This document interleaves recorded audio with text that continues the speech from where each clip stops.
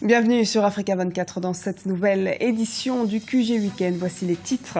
Le chef de l'État ivoirien Alassane Ouattara débute ce dimanche une tournée dans la région de Daoukro. Une visite stratégique puisqu'elle est le fief du leader du Parti démocratique de Côte d'Ivoire, Henri Konan Bédié. La situation au Sud-Soudan toujours critique. 9 mois après le début du conflit, l'UNICEF et le Programme alimentaire mondial intensifient leur mission et leur action pour venir en aide aux populations des zones reculées. Et direction le Sénégal qui se mobilise pour la protection de ses ressources halieutiques, une richesse qui se tarit notamment à cause du manque de surveillance de la pêche artisanale. En Côte d'Ivoire, le président Alassane Ouattara entame ce dimanche une tournée dans le centre du pays. Une visite stratégique sur les terres de son principal allié à 13 mois de la prochaine présidentielle, Guillaume Durand. Le président ivoirien Alassane Ouattara entame ce dimanche une tournée dans le centre de la Côte d'Ivoire, dans la région de Daoukro. Si cette visite affiche comme ambition le renforcement local et régional ainsi que la consolidation de la décentralisation, elle revêt un caractère stratégique à 13 mois de l'élection présidentielle. Daoukro est en effet le fief de l'ancien chef de l'État Henri Konan Bédié, leader du PDCI, le Parti démocratique de Côte d'Ivoire, partenaire clé du président Alassane Ouattara. Il y a une dimension particulière qui tient compte du fait que les deux leaders sont des alliés aujourd'hui politiques dans le cadre du RHDP. Et dans la perspective de la présidentielle 2015, du débat sur la candidature unique, on peut s'attendre à ce que des gestes forts et des actes forts, des révélations même interviennent au niveau de la réconciliation, au niveau de la relation entre ces deux responsables politiques qui se sont connus depuis longtemps, qui ont eu des divergences dans leur parcours, qui se sont affrontés et qui aujourd'hui se retrouvent. Le PDCI, à un an du scrutin présidentiel, est divisé. Le parti doit-il aligner un candidat face au président Alassane Ouattara ou privilégier une candidature unique et le rassemblement derrière l'actuel chef de l'État? On peut avoir droit à des révélations, à des choses inédites et au-delà de ça, à un renforcement de l'alliance, à un pacte qui sera renouvelé et signé pour les perspectives à venir. Déjà, les adversaires de la candidature unique sont inquiets. Ils pensent même que, à cette occasion, la décision définitive d'une candidature unique sera annoncée. Mais qui connaît bien son respect du PDCI et des procédures peut indiquer que ce ne sera pas le cas et qu'on retournera certainement à une convention ou aux instances du PDCI pour valider cela. En octobre 2013, le PDCI, dont nombre de militants s'estiment perdants dans l'alliance actuelle, avait décidé de présenter un candidat issu de ses rangs à ce scrutin. L'enjeu pour le chef de l'État Alassane Ouattara lors de cette visite est donc de donner le sentiment à Henri Konan Bédié et ses sympathisants de co-gérer le pays avec lui. Un processus déjà en marche puisque le troisième pont sur la lagune d'Abidjan, en construction, pourrait porter le nom d'Henri Konan Bédié. Et nous restons en Côte d'Ivoire qui entre dans l'ère du numérique de poche en lançant une tablette éducative conçue localement. Kelassi, de son nom, est dotée d'un écran de 8 pouces et d'une capacité de stockage de 16 gigaoctets. Un outil pédagogique vendu 180 000 francs CFA. Elle a été pensée comme un cartable numérique permettant d'apprendre partout et à tout moment, a expliqué son inventeur, l'ivoirien Thierry Ndoufou. Urgence humanitaire au Sud-Soudan. Le nombre de décès liés à la malnutrition augmente de façon spectaculaire. Les organisations internationales comme l'UNICEF et le Programme alimentaire mondial des Nations Unies intensifient leur mission conjointe, comme nous l'explique Anan Faro. Dans la région du Haut-Nil, les avions du Programme alimentaire mondial distribuent des sacs de nourriture. Dans cet état du Sud-Soudan touché par le conflit, entre 60 et 75% de la population est en situation d'insécurité alimentaire grave selon les Nations Unies. Mais leurs besoins ne sont pas que nutritifs.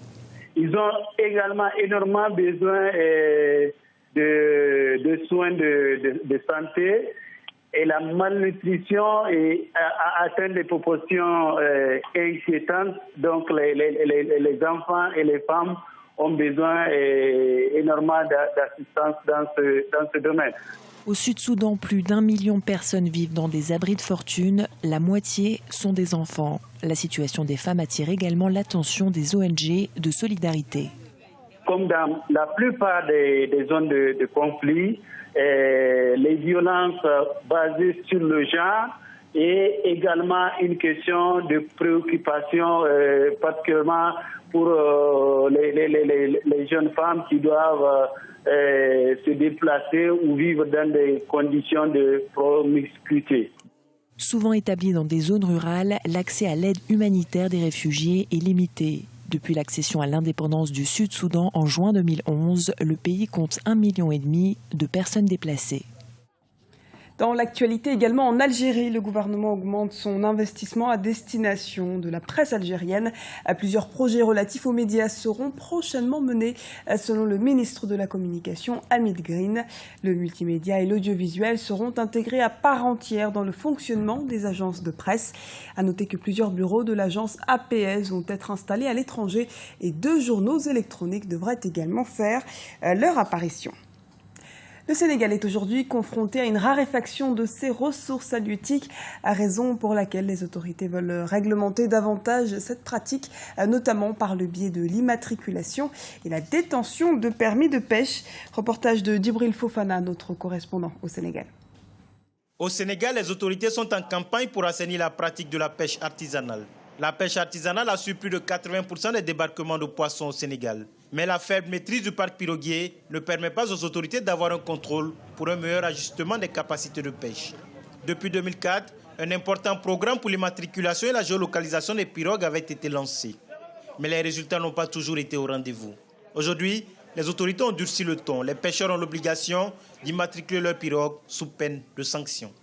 Lors de la première campagne, on avait immatriculé les pirogues à hauteur de 90 à 95%. Mais il n'y a pas eu de suivi. Après, les immatriculations sur les pirogues sont tous effacées. Aussi bien, si tu refais ta pirogue, tu ne remets pas les numéros. Ce qui fait que nous sommes tombés presque actuellement. Il y a moins de 20% de pirogues immatriculées dans notre zone. Officiellement, 21 600 pirogues sont immatriculées au Sénégal. Mais ce chiffre est largement en deçà des pirogues présentes dans les eaux sénégalaises. La conséquence, c'est la surexploitation incontrôlée et anarchique des ressources halieutiques. Les dernières communications font état d'environ, pratiquement sur le pélagique, de quelque chose comme 218 000 tonnes de pêche illégale qui sont prises chaque année dans nos eaux. Il y a nos acteurs qui s'introduisent dans la pêche comme ça, ce qui fait qu'il y a trop de non-pêcheurs qui sont dans la pêche. Avec l'immatriculation, on pourra identifier les vrais acteurs. Et quand on aura identifié les vrais acteurs, il y aura plus de surpêche. Au Sénégal, la pêche occupe une place importante dans l'économie sociale. Elle fait vivre directement ou indirectement près de 600 000 personnes. Pour sécuriser davantage cette activité, un programme national d'assurance pour la pêche artisanale a été lancé le 12 août 2014. En Mauritanie, les finales nationales de basket ont démarré ce jeudi. Une rencontre sportive qui met en lumière les difficultés qui minent la discipline, comme nous l'explique le reportage de Franck Noudofina, notre correspondant en Mauritanie. Un talent certain, mais de nombreuses difficultés à relever par le basketball en Mauritanie. La phase finale des compétitions nationales qui a démarré à Nouakchott jeudi laisse voir une nouvelle génération de jeunes joueurs pour laquelle le talent et l'ambition représentent le seul carburant pour avancer. Pour nous, les phases finales, c'est l'occasion de ramener toutes les équipes à Nouakchott. Donc, nous avons un problème en Mauritanie pour jouer un championnat de première division normale. Donc, pendant les vacances, nous amenons toutes les équipes à Nouakchott pour faire évoluer tout le monde. L'objectif, c'est d'essayer de détecter des joueurs pour en faire une future équipe nationale. Les jeunes restent motivés. Pour cette phase finale des compétitions nationales, les catégories seniors hommes et femmes sont venues des différentes régions du pays. En dépit des conditions difficiles, ils estiment que le basketball devrait être davantage encouragé dans le pays. Il n'y a pas de financement, il n'y a pas de suivi. Les jeunes ils veulent jouer, mais ils n'ont pas de suivi ni rien. Mais nous, en tant que joueurs installés, tout ce qu'on demande aux États, c'est une salle de basketball. En priorité, une salle de basketball. À travers son dernier remaniement ministériel, le gouvernement mauritanien a pour la première fois procédé à la création d'un ministère spécialement dédié à la jeunesse et au sport. Une initiative saluée car beaucoup espèrent une véritable prise en main du secteur sportif. Nous avons toujours eu un potentiel important en matière de basket. Il y a quelques années déjà, nous étions encore parmi les 5-6 meilleures équipes d'Afrique. malgré la qualité de nos infrastructures. Je pense que quand nous aurons des infrastructures dignes de cela, des infrastructures à même de relever le niveau de ce sport, c'est-à-dire une salle de basket, mais nous allons reprendre très certainement notre place dans le concert des nations en Afrique. Les phases finales nationales se joueront jusqu'au 22 septembre en Mauritanie. Pour rappel, la coupe a été remportée l'année dernière par l'équipe de Chemama. Et c'est la fin de ce journal. Merci de nous avoir suivis. Restez avec nous. L'actualité continue sur Africa 24.